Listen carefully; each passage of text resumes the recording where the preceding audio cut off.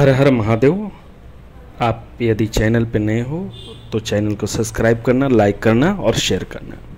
आज का विषय मैं लेके आया हूँ कि कलश स्थापना, जो अभी नवरात्र आ रहे हैं, सर्दीय नवरात्र, इसमें कलश स्थापना का समय क्या है और कलश स्थापना कब से चालू होगा, ये सब बिंदु पे आज हम बात करेंगे। और हम लोग नवरात्र में अधिक से अधिक भक्तिमय होकर कैसे प्रभु का आशीर्वाद लें, उस पे हम चर्चा आज कर रहे हैं। निश्चित रूप से आप मेरी बात को ध्यानपूर्वक सुनेंगे और अंत तक सुनना। इससे ये होगा कि आपको मेरी बात बिल्कुल समझ में आएगी। और हमारे जितने भी चैनल पे उन सभी से आग्रह है कि आप लोग नवरात्र करें। कोई भी घर में परेशानी होता है, कोई दिक्कत हो रहा है, कोई रोजी रोजगार नहीं चल रहा, तो आप नवरात्र जरूर उठाएं और संकल्प लेके नवरात्र करें। तो नवरात्र का जो तिथि है आपका 22 सितंबर से आपका प्रारंभ हो रहा है। सुबह 6 बजे से लेके 8 बजे तक आप कलश स्थापना कर सकते हैं। आपका नवमी तिथि जो हो रहा है 1 तारीख को हो रहा है, 1 अक्टूबर को। नवमी के दिन आपको हवन पूजन सभी करके और उस दिन ही पूर्णावती हो जाएगी। नवमी के दिन ही पूर्णावती हो जाएगी। कहीं कहीं 10वीं को पूर्णावती करते हैं, लेकिन जब आपकी हवन हो जाती है तो पूर्णावती ही समझा जाता है, इसलिए आप नवमी को पूर्णावती कर सकते हैं। अब करना क्या है कि देखो, आपका शुभ मुहूर्त 22 तारीख को 6 बजे 5 बजे से लगा के 8 बजे के बीच में हो रहा है। तो इसमें आपको कलश स्थापना करना है। तो कैसे करना है? कलश स्थापना के लिए आम की पोलो चाहिए, एक कलश चाहिए, उसमें धुरवा हम लोग को डाला जाता है, गंगा जल डाला जाता है, पानी डाला जाता है। इसके बाद एक हल्दी का टुकड़ा भी, उसमें हल्दी डाला, खड़ा हल्दी डाले जाएंगे और उसमें कसैली डाले जाएंगे और द्रव्य भी उसमें डाले जाते हैं, कुमकुम डाले जाते हैं, ताकि आपके घर में सुख शांति आए, समृद्धि आए, माता की कृपा आशीर्वाद बना रहे। इसके लिए हम लोग कलश स्थापना करते हैं। और जो भी हमारे सुन रहे हैं उनसे मेरा निवेदन है कि आप सुबह स्नान करें।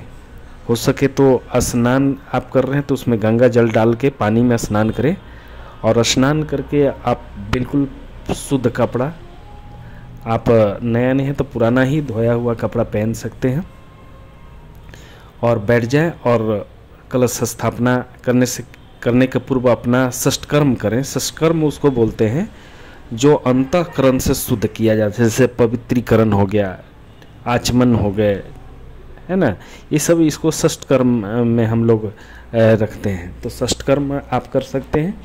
करने के बाद, षष्ठकर्म करने के बाद आप संकल्प, कलश पूजन के बाद,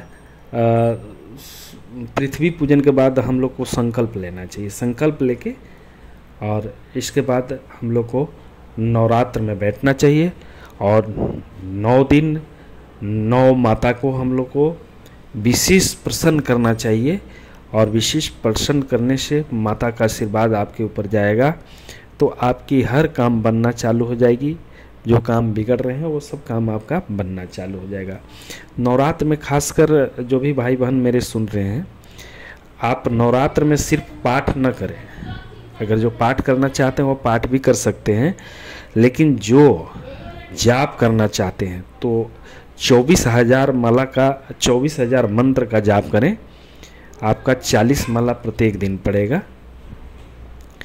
तो आप नवरात्र में गायत्री मंत्र से जाप कर सकते हैं, निवारण मंत्र से जाप कर सकते हैं। तो आप पाठ भी कर सकते हैं, जो पाठ करना चाहते हैं। जैसे बहुत सारे भाई बहन हैं जो अपने से नहीं कर पाते हैं, आप पंडित जी को बुला लेते हैं, तो पंडित जी पाठ का ही बात बता के और कलश स्थापना वगैरह करके और रोज पाठ करा के चले जाते हैं। तो आप यदि अपने से करना चाहते हैं तो कलश स्थापना करें और माला का जाप करें, गायत्री मंत्र का माला का जाप करें। और